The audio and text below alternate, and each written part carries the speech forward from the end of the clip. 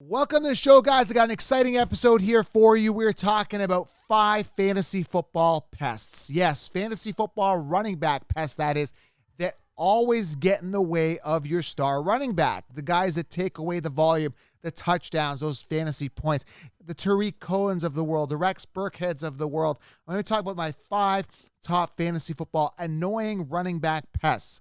Very important and fun episode here for you guys to make sure that you guys are aware. If you are drafting the running back ahead of them, understand there's some pesting going on right behind them, okay? Big show. Let's dive into it right now.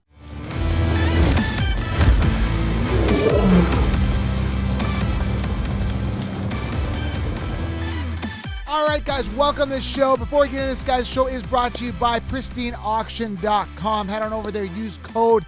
Very simple, guys. Swagline. Create an account. Code SWAGLINE is what you want to use. You're entered for amazing draws and giveaways moving forward. Signed helmets, jerseys, footballs, signed jersey frames. Amazing stuff. Amazing giveaways, guys. It's free to enter. pristineauction.com. Use code, guys, SWAGLINE. You're entered. You also get $10 off a draft, an auction. I'm so used to fantasy football terms. An auction within Pristine Auction. $10 off any item you want to bid on. Okay, guys? pristineauction.com. Go use code SWAGLION. All right? Also, finally, guys, it's here. The 16-round draft solution. Pre-order right now for the lowest price of the season, guys.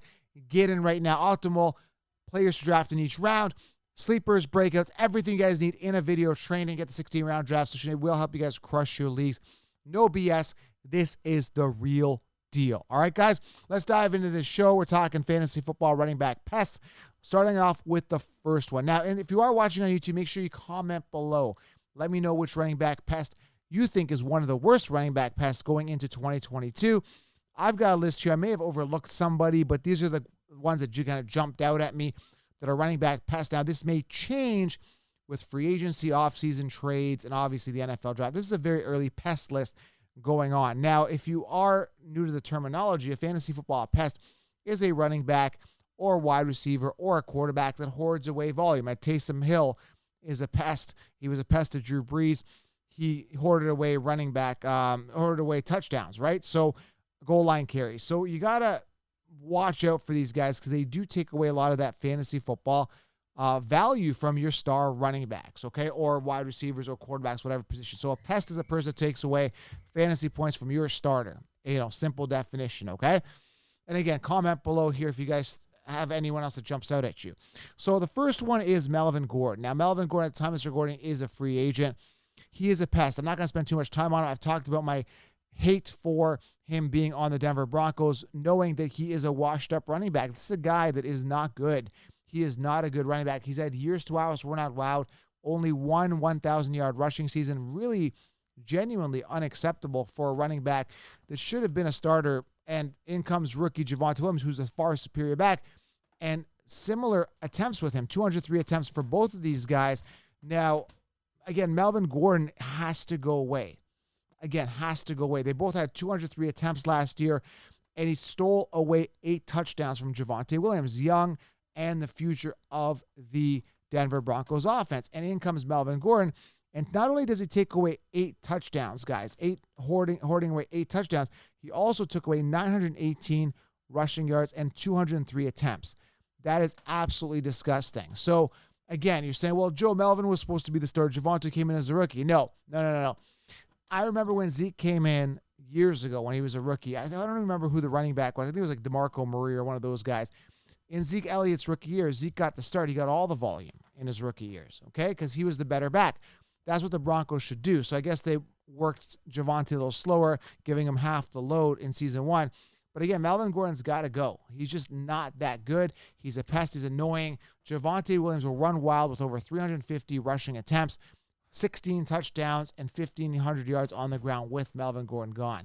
This is huge fantasy gold as long as Melvin Gordon goes away. So he is the biggest pest going in 2022 at the time of this recording, all right? So, again, I don't know if he's coming back at the time of this recording, but I hope he goes away. Second guy here, he's a pest. I don't care what you say. And the guy I'm talking about is Tony Pollard. Tony Pollard on the Dallas Cowboys. We've seen Zeke Elliott drop.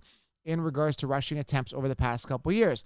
In 2019, 301 attempts. In 2020, 244 attempts. In 2021, 237 rushing attempts for Zeke Elliott.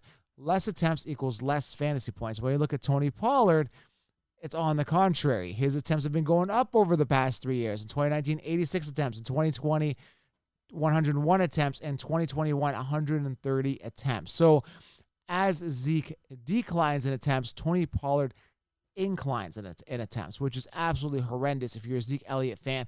And for this reason and this reason alone, I will not be drafting Zeke Elliott because the Tony Pollard effect is in full effect. And that's a big problem for me.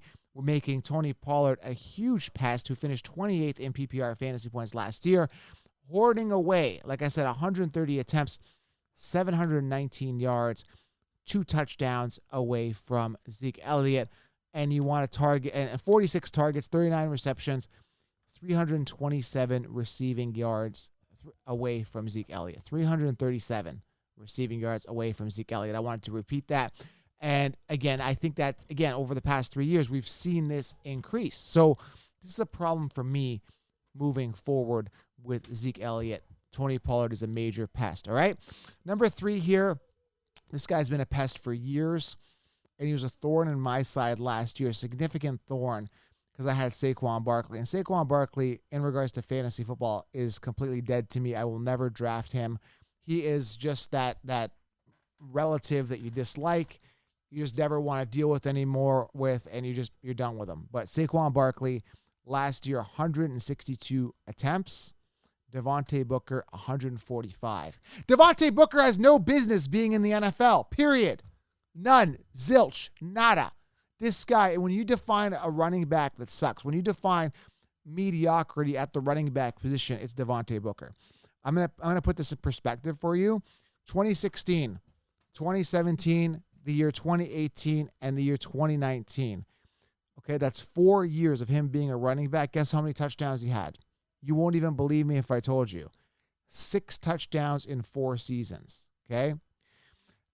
20. What do we have here? And then we have 2020. He had 3 touchdowns. In 2021, he had 2 touchdowns. So we have 11 touchdowns in 11 touchdowns in 6 seasons. Okay. This guy is one of, if not the worst running backs of all time. And he's coming in and hoarding away volume away from Saquon Barkley, who's supposed to be arguably one of the best running backs in the game, which clearly he's not. So that says and speaks volumes about Saquon Barkley. Saquon Barkley is trash. He sucks. He's not good. This is a guy that I thought would revive his career after his rookie year back in, 2018. So Saquon Barkley just can't get it done. He can't stay healthy. 2018 was his best year with 1,307 rushing yards, 11 touchdowns.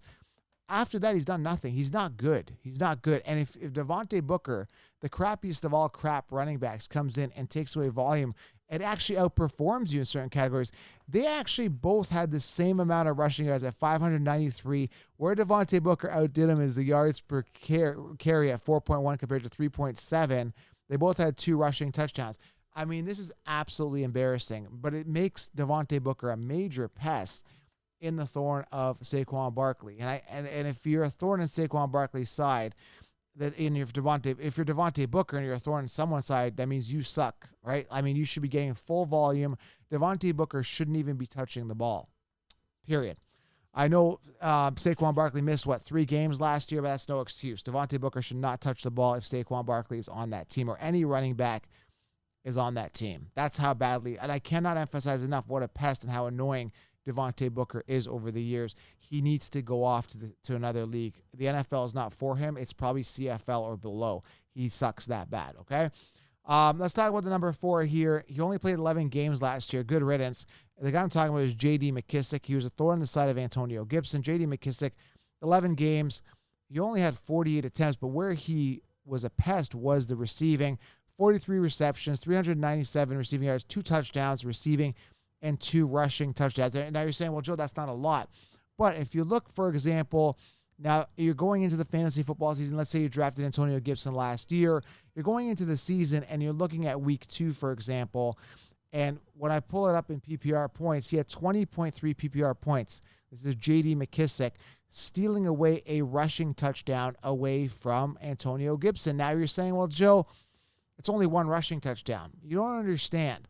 When Antonio Gibson is drafted in the second or third round, now I didn't draft him. I personally don't trust Washington for fantasy football, but I personally didn't draft him. But when you look at Antonio Gibson and you look at his week 2 numbers, and if you look at him in PPR here, he had 9.3 PPR points that week. This is a guy that's supposed to be a lot of people's RB1, and in comes J.D. McKissic stealing that. And J.D. McKissic would have probably stole a lot more, but he only played 11 games, hence why he only had 212 rushing yards and 4 touchdowns altogether.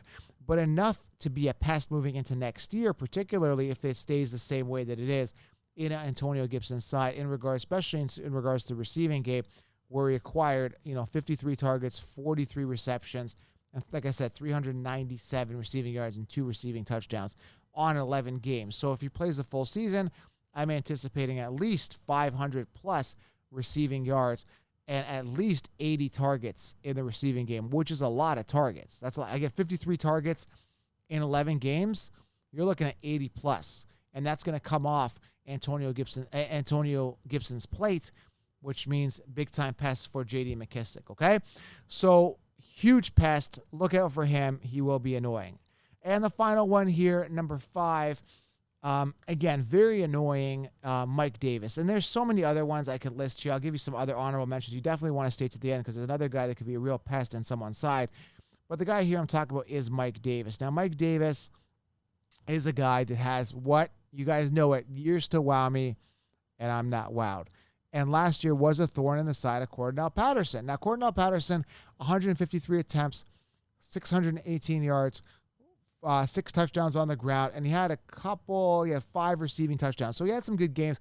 Cordell Patterson was not a running back coming into the league, but he proved he can be a versatile Swiss Army knife type player, and he did really well. But Mike Davis came in and hoarded away 138 rushes on the ground, 503 yards rushing, and 3 rushing touchdowns, where Cordell Patterson could have been that guy. Could have had those extra 138 rushing attempts, very capable of handling that load because, again, he could prove that he could receive and run the ball, very capable of doing both. But Mike Davis, a guy who's had years to wow, we're not wowed, absolutely came in and hoarded that away. Mike Davis, another guy who absolutely sucked. To put it in perspective for him, years 2015, 2016, 2017, and 2018, and let's tack on 2019, okay? So that's what, like 5 years? The guy had 5 rushing touchdowns, okay, in 5 years. That's how crappy he is. He had a decent 2020 season in Carolina where he stepped in for the Christian McCaffrey injury, and then back in 2021, going back to his usual self. A lot of people were high on Mike Davis. I'm like, no, Mike Davis is not good. Years to hours, we're not wowed. He's not good. This guy's a 2015 round 4 pick, drafted out of South Carolina, and since then he's done nothing. He's not a good player. Cordell Patterson was hoarded away in regards to volume and attempts for no reason at all, just because Mike Davis is a pest. So you can see that there's one thing that annoys me more than anything in fantasy football, aside from the consensus mainstream rankings, is fantasy football pests, and there's 5 for you. Now, like I said, there's some honorable mentions, including like Rex Burkhead, Naheem Hines, Tariq Cohen, if he ever comes back. In regards to David Montgomery, we saw how annoying that was a couple years ago. But the guy I really want to talk about here, and this is a huge pest type situation here with, New England Patriots. And I would never draft a New England Patriots running back anyway, because I don't trust that offense. But we're talking about Ramondre Stevenson with 606 rushing yards, 133 attempts, 5 touchdowns. Damian Harris is the RB1 with 202 attempts, 929 yards, 15 touchdowns. If Stevenson didn't hoard away those 5 touchdowns, Harris would have had a 20-touchdown season, okay? And over 1,400 to 1,500 rushing yards and over 300 attempts. Why didn't he get that? Because Stevenson came in and hoarded that away. Now, Stevenson, obviously a very young player, his rookie season, will be a pest, and we are looking at a committee there in New England. So I had to give you that honorable mention there at the running back position for the New England Patriots. And again, be careful of these situations. Committees are so often now. They're everywhere. And you got to maintain a team and load up all those running backs with minimal committees. There's only a handful of them. That's why you have to go robust RB in your drafts. All right, guys? Let me know in the comments what you think, your thoughts. Love to get your feedback. And again, make sure you guys are subscribed to get that 16-round draft solution to crush your leagues. Subscribe, follow on Spotify, iTunes, leave a 5-star rating review on iTunes. It really helps. And turn on the bell if you're here on YouTube and subscribe. Thanks, guys. Fantasy Football Pests. Gotta hate them. Make sure you guys subscribe. I'm out.